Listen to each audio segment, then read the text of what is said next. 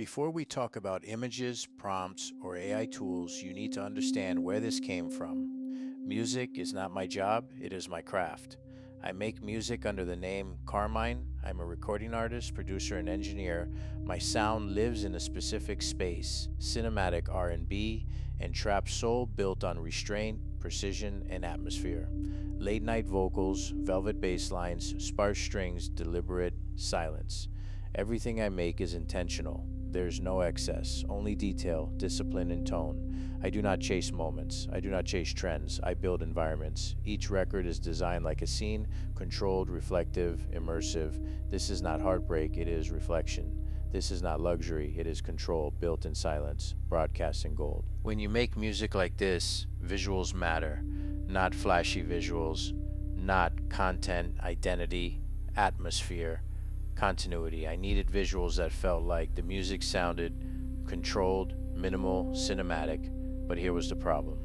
Traditional photo shoots are slow, expensive, and inconsistent, and most AI visuals felt fake, over-styled, over-animated faces that didn't feel human. I wasn't looking for an AI to invent me. I wanted something very specific. I wanted my own photographer, a system that could take real photos of me and reconstruct them into cinematic scenes without losing identity, without exaggeration, without obvious AI artifacts. I didn't want AI art, I wanted post-production. This philosophy did not start with images. It started with vocals. I never wanted AI to sing for me. I did not want a fake voice. I did not want a replacement. I wanted to become a better singer. I wanted a process that could take my real takes and help me refine them. Timing, intensity, articulation, without erasing who I actually am. Over time, I built a workflow to do that. The idea is simple. Think of a reference like chords on a piano. The chords define shape and direction, not performance. The reference gives structure, then you guide your real vocal closer to that structure, subtle or aggressive, tight or loose, but the voice stays human. The point is not replacement, the point is control.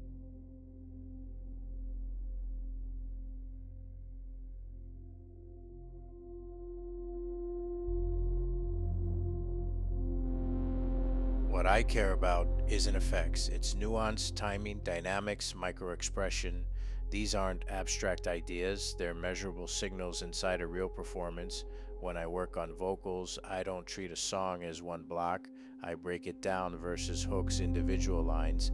Each part is shaped intentionally using reference as a guide, not to copy, but to define direction. The refinement is always a choice. Sometimes it's barely touched, sometimes it's pushed further, but the voice never stops being yours. The goal isn't perfection, it's conviction, a performance that feels deliberate, controlled, and ready without losing the human inside it. The exact same philosophy applies to visuals. I didn't want AI to invent my face, I wanted AI to respect it. Just like vocals, images have nuance, posture, expression, proportion, texture, stillness. Turing art was born from that mindset. Real photos become your stems. Reference hierarchy replaces vague style prompts. Filters replace stylization. Minimal motion replaces animation. AI becomes post-production, not authorship. Whether it's music, vocals, or visuals, the rule is the same. Improve the artist.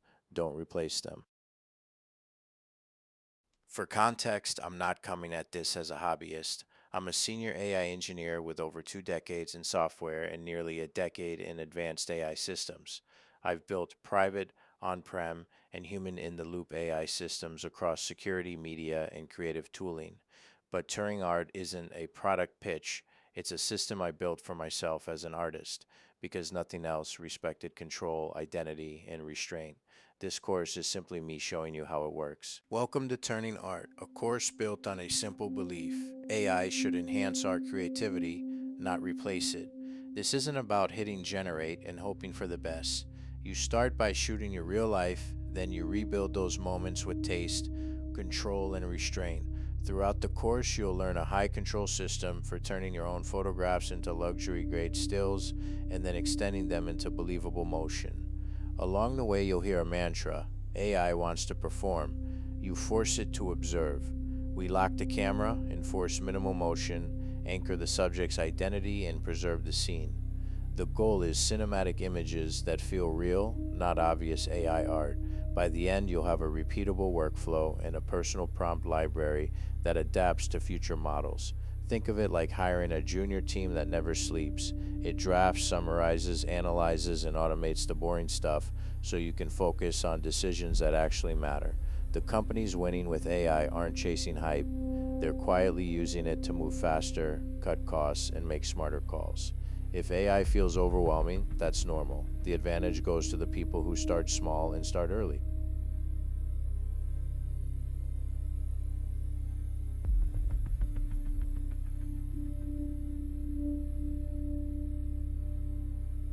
You do not generate your life, you shoot it, then you reconstruct it. That sentence is the entire point of Turing Art.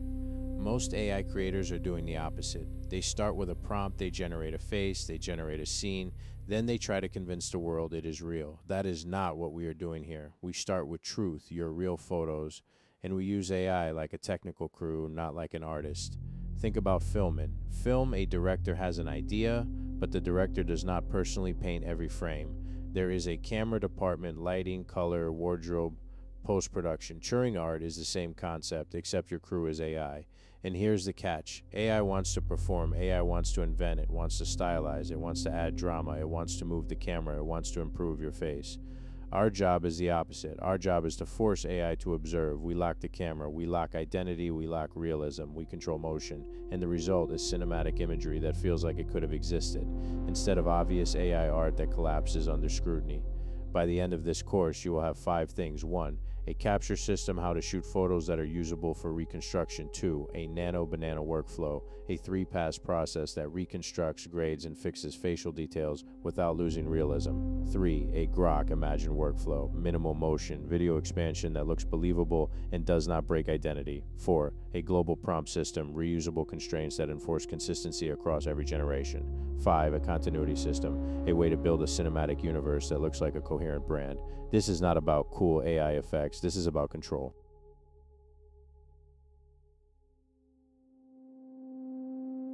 Let us draw a line. Turing Art is not a prompt spam course. It is not a style course. It is not copy this aesthetic and hope it works. This course is a system. If your system is correct, you can swap tools, you can swap models, you can swap aesthetics, and you still get consistent results because your rules are consistent. Also, we are not trying to replace photography, we are enhancing it. When you capture a real moment, there is truth inside the image, your proportions, your face, your wardrobe, the environment. That truth is your anchor. AI is going to try to pull away from it. You're going to learn how to keep AI inside the boundaries of the truth, while still upgrading the image into something cinematic. The biggest beginner mistake is asking AI to make it cinematic without constraints. That instruction is basically a jailbreak. The model hears it and says, okay, I will invent everything. We do not do that. We define the camera, we define the moment, we define what is allowed to change and what is forbidden, and we do it in passes, because when you try to solve everything at once, you lose control.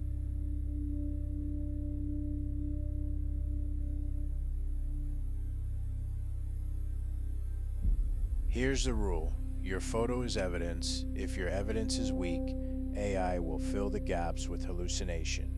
If your evidence is strong, AI behaves. So we don't start in AI tools. We start with capture. You want images that are clean, readable, and consistent. That doesn't mean boring, it means usable. Neutral lighting is your friend. The reason is simple. Neutral lighting can be graded into dramatic lighting later, but dramatic lighting often breaks reconstruction because the model guesses what's in the shadows. Next, lens distortion. If you shoot wide angle close to your face, your nose gets larger, your face shape warps. AI learns that warp and then exaggerates it or fixes it. So for face-based identity work, you want a more normal perspective. If you're using a phone, step back and zoom slightly rather than shooting ultra close. Wardrobe matters, accessories matter. If you want identity consistency, you need anchors, glasses, rings, watch, earrings, hairstyle, beard shape. These are anchors. You can even use intentional occlusion, sunglasses, shadow over one side of the face, hair across the forehead. Because if the model can't clearly see a detail, it can't confidently hallucinate a wrong version of it. This is a cinematography mindset. You're controlling what the camera reveals.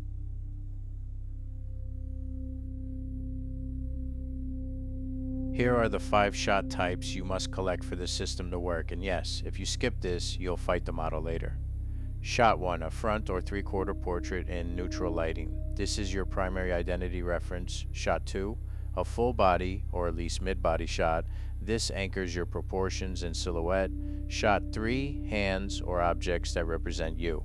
Rings, tattoos, a lighter, a microphone, a glass. The model remembers these and uses them to maintain you-ness. Shot 4, an environment plate, same scene but without you in it. This is insanely valuable because it gives the model clean information about the location. Shot 5, close detail shots, eye skin texture, jewelry, fabric weave. This is your realism anchor, especially for facial effects. When you have these 5, you have a complete reference hierarchy. Identity, proportions, props, environment, detail. That's how you stop the AI from inventing.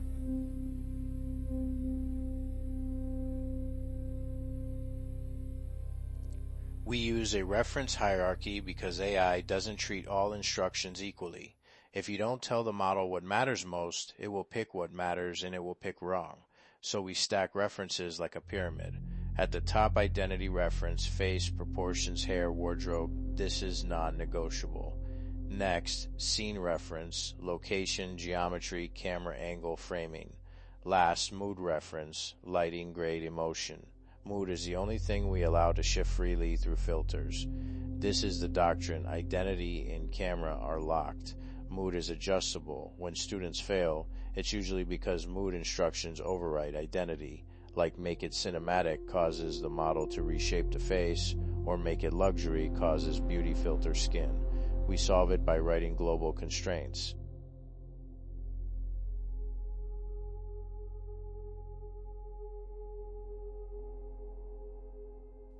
Now we build the global prompt. This is the most important asset in the entire course because this prompt becomes your permanent law.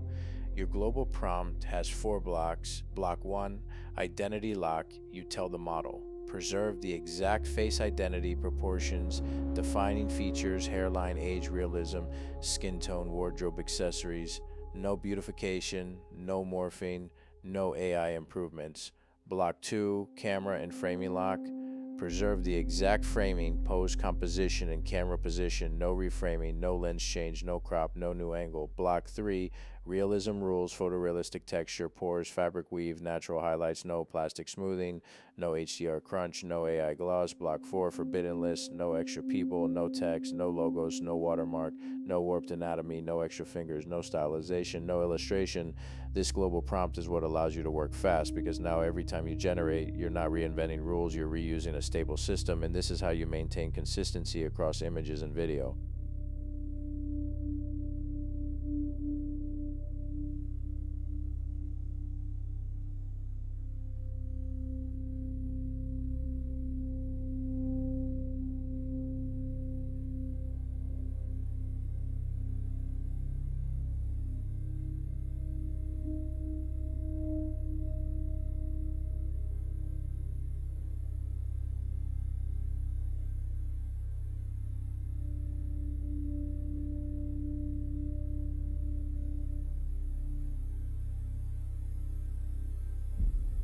Now we go into production, open Google AI Studio. The first thing you do is not prompt.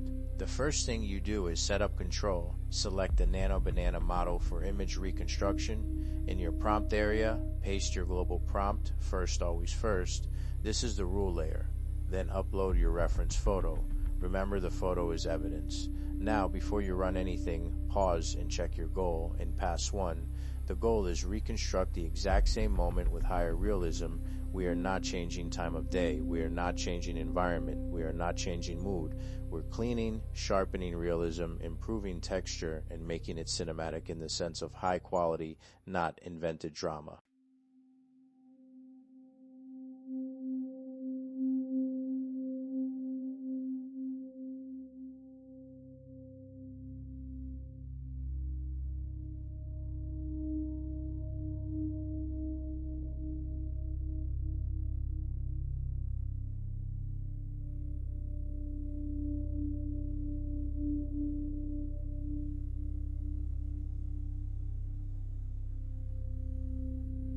Let's write the pass 1 prompt. Under your global prompt, add a short pass specific instruction. Reconstruct and lock. Preserve the exact framing and identity. Improve realism, texture, and cinematic contrast without changing the scene. Notice what I'm not saying. I'm not saying make it cinematic by itself. I'm not saying give me a movie look by itself. I'm always attaching cinematic instructions to realism and preservation. Now run it. When it outputs, don't judge the grade yet. Check 3 things first. 1, is the face still you?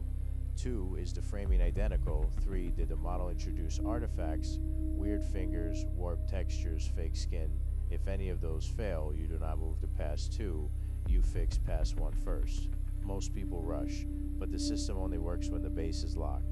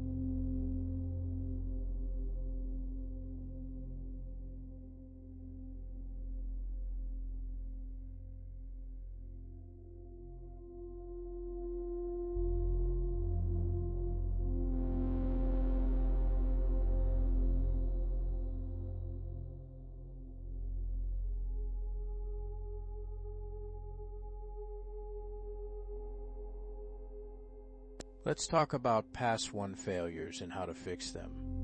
Failure 1, face drift. The model reshapes the jaw, changes the eyes, smooth skin, too much fix. Run a debug prompt that says fix face drift only, restore original identity, exactly preserve framing and grade, no other changes. Failure 2, framing drift. The camera shifts slightly, the crop changes, fix, restore original framing exactly, no crop, no angle change, no lens change. Failure 3, beauty filter skin. AI loves to do this fix, remove over smoothing, restore pores and natural skin texture, no glam effect. Failure 4, stylization creep. Sometimes it looks like AI art even if it's photorealistic. Fix, remove stylization, return to photorealistic realism, preserve identity and texture. The rule is 1 fix at a time. Don't stack fixes. Diagnose, target, rerun. Once pass 1 is locked, save that image. This is your master still. Everything else builds from this.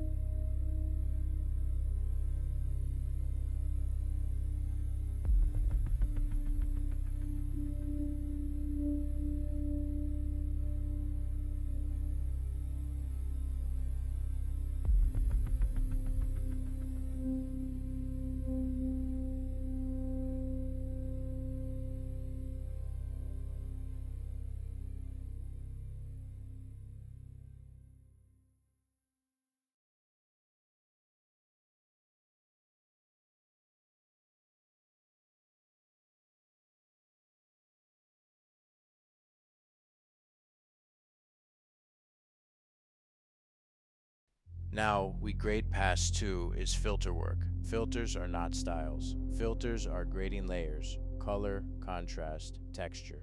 This is where you choose your look. Luxury dark, clean editorial, street documentary, vintage night neon, minimal studio. Here's the most important line. Apply grade only, preserve identity and framing. Do not change facial features, paste the filter recipe, run it. Then review. Do the blacks look controlled?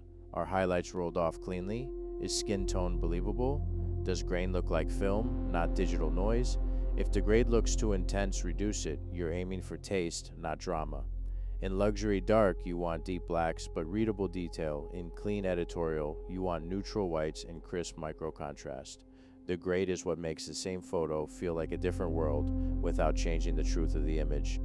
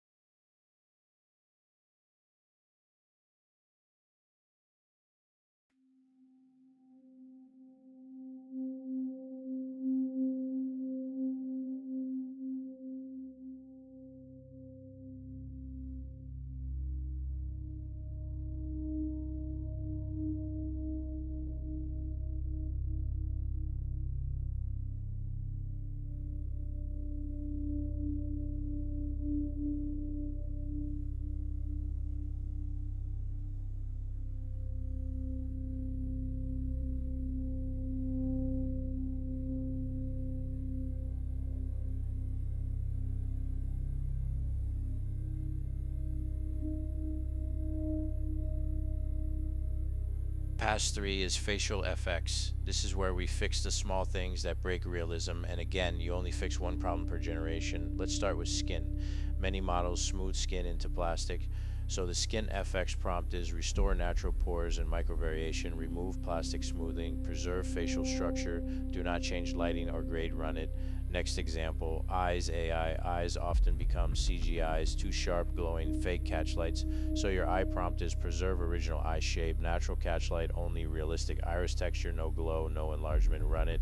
Next, mouth and lips AI can warp lip edges or add unwanted gloss. Fix, preserve mouth shape, correct edges and texture, no added gloss unless present. The reason we do this surgically is simple. When you ask the model to fix everything, it takes creative control. Surgical prompts keep you in control.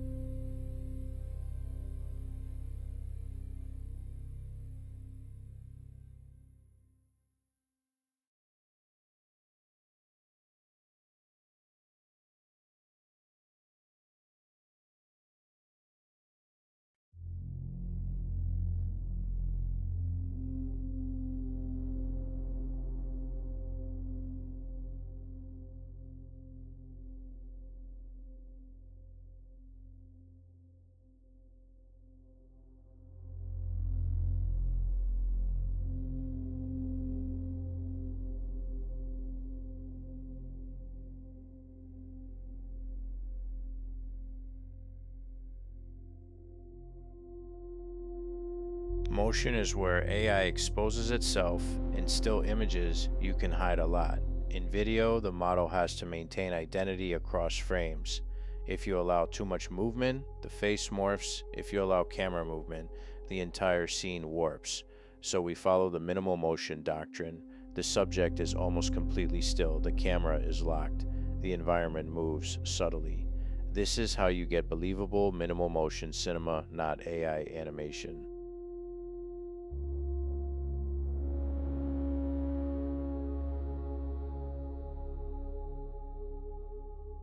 Open Grok. Imagine, upload your final still from Nano Banana before prompting. Remember the global laws, identity, lock, framing lock, realism rules.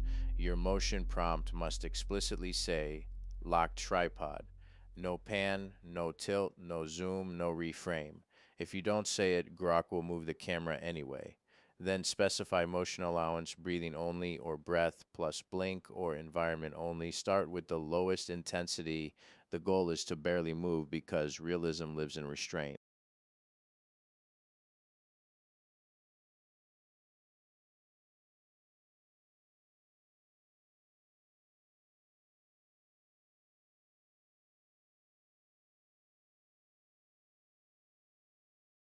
Part 1 of this course is now complete. Proceed to Part 2 in the next video.